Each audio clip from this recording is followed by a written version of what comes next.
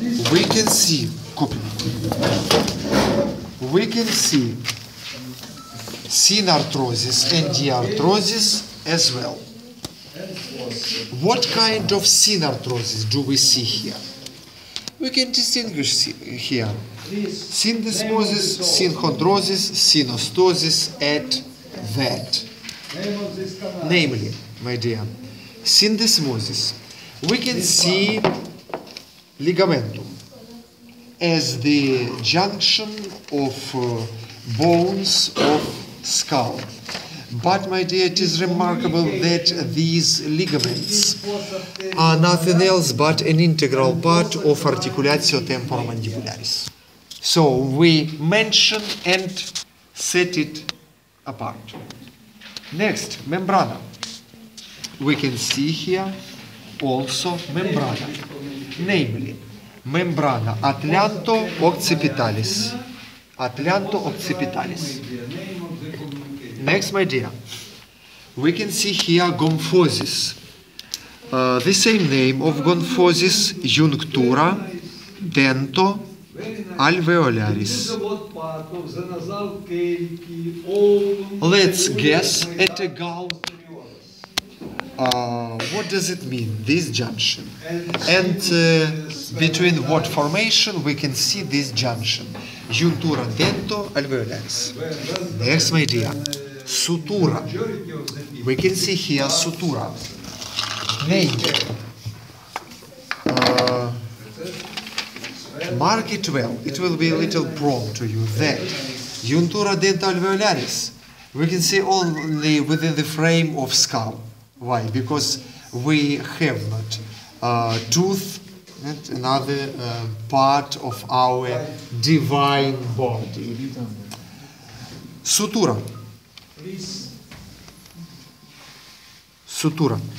We can see some kinds of sutura. First, sutura plana.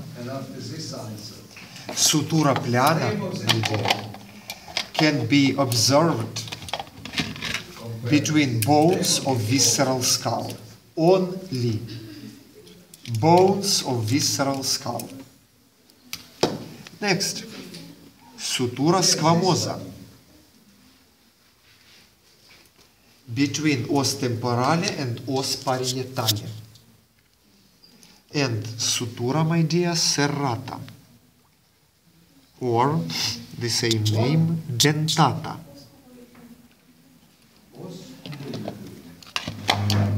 Sutura dentata. In bones of calvaria.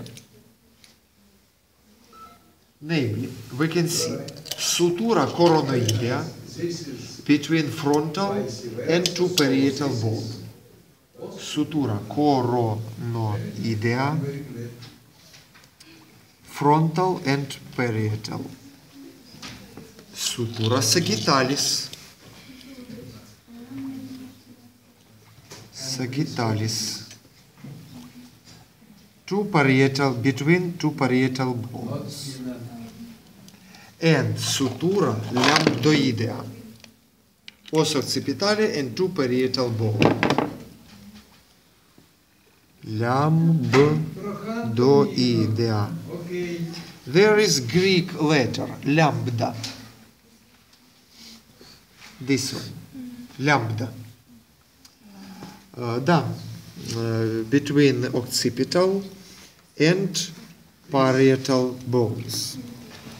And as a subset, we can see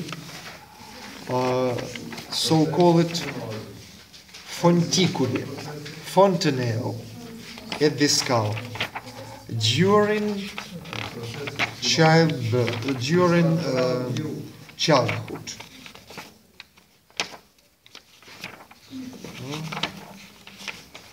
If fontanelle not present, I cannot show you because of absence of corresponding presence. Fontanelle.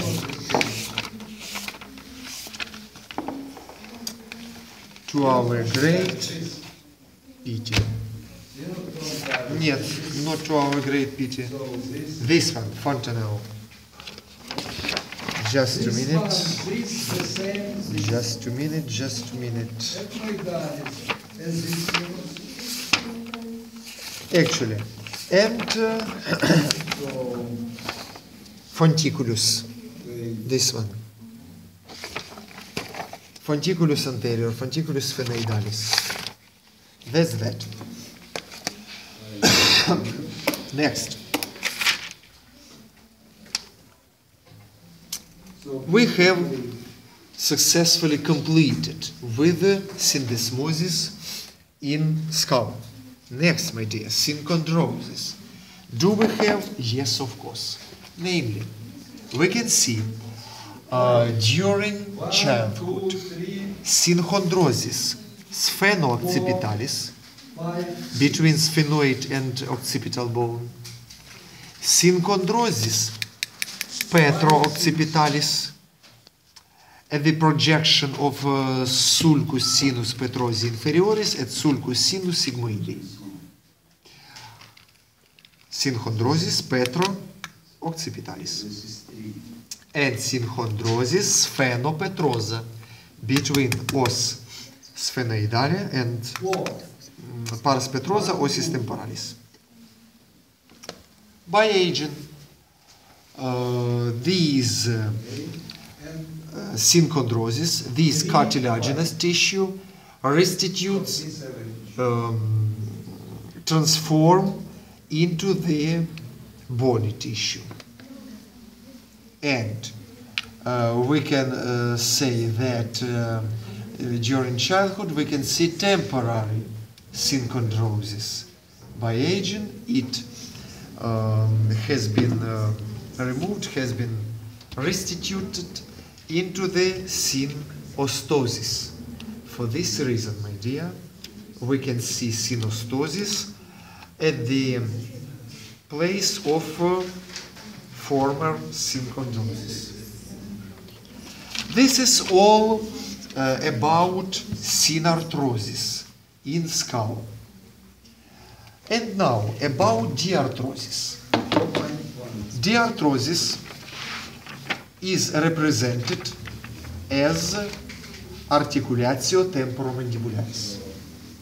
Let's give classification, characteristic of this skull, of this joint. But it's necessary. It is very important to know classification and form of this joint. This joint has been formed by the means of facies articularis of processus coronoideus mandibula and facies articularis at the fossa mandibularis and tuberculum articulare. My dear, my convincing advice to start your speech from the word facies articularis. So, let's give a classification to this joint. Look, one condylus, two condylus. Together we have articulatio bicondylaris. Firstly. Second, look, how many articular surfaces do we have? 1, 2, and 3. And this joint articulatio composita. Articulatio biaxialis, articulatio composita. Next, my dear, this articulation has discus articularis, which divides articular cavity into